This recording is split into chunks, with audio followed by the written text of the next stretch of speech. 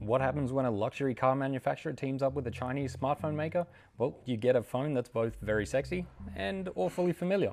Hey guys, it's Chris Cullen for Android Authority, here with an unboxing and first impressions of the Porsche design Huawei Mate 9. The box the Porsche design Mate 9 comes in is pretty hefty, and you'll see why in just a moment. Lifting the lid reveals the beautiful Porsche design Mate 9 with its curved QHD display, alongside a certification card emphasizing Porsche's involvement in the design process. Porsche and Huawei have been working on this collaboration for 4 years, and Porsche's influence, at least in terms of making a high-priced object of desire, is clear, but it's all Huawei underneath. Presentation is important here because other than a smaller, higher resolution display, additional few gigs of RAM, relocated finger scanner and more built-in storage, looks are the only difference between the regular Mate 9 and the Porsche design version. Both run the exact same software and all other specs are identical. Let's just take this top layer out and see what else is in the box. Now, there's a lot going on here, all very nicely presented for the high-flying type this phone is arguably targeted at. There's some nice Porsche branded earbuds equipped with a traditional 3.5mm jack rather than a USB Type-C cable, and there's a little micro USB to USB-C adapter in case you want to keep using your existing USB cables. There's also a couple of power bricks here, both a European version and one for the UK.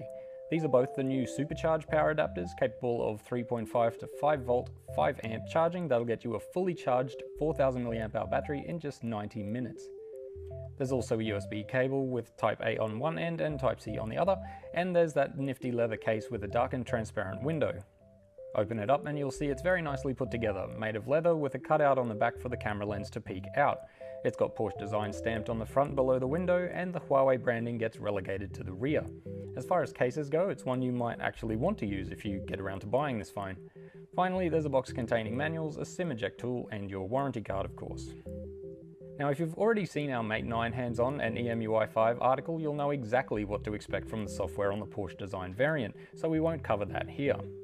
One of the most noticeable differences between the Porsche design and the regular Mate 9 is of course that curved display, but it's worth noting that the curve is much less pronounced than it is on the Galaxy S7 Edge. It's almost unnoticeable. On the regular Mate 9, it's a 5.9-inch Full HD screen, but the Porsche version drops the size to 5.5 inches, but ups the resolution to QHD. Interestingly enough, the EMUI software doesn't have any specific features directed at the Edge screen. Below the display is the new capacitive finger scanner and home button. It works just as quickly as all Huawei scanners, and the lack of a physical click is a welcome change from Samsung's physical button. Navigation buttons are tiny illuminated dots with recent apps on the right and back on the left, but you can change this in the settings or remove the capacitive keys altogether and handle navigation purely through the home button via gestures.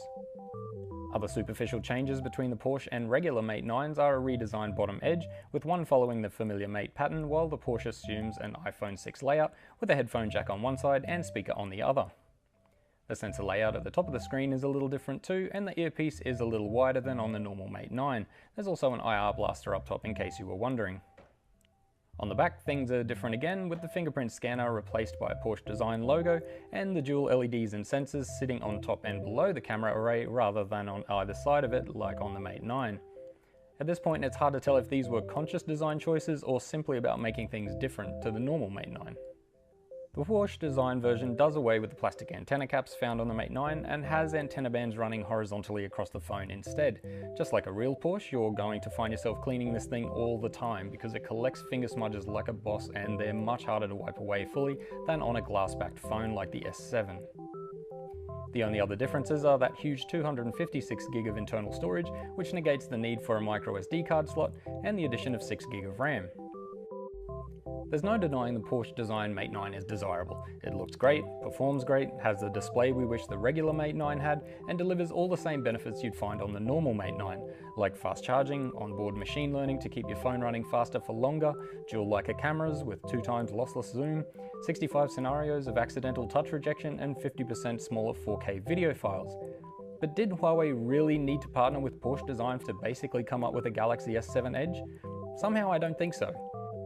The other problem is that by setting out to make the Porsche design Mate 9 the absolute best of the best, it also has an astronomical price tag.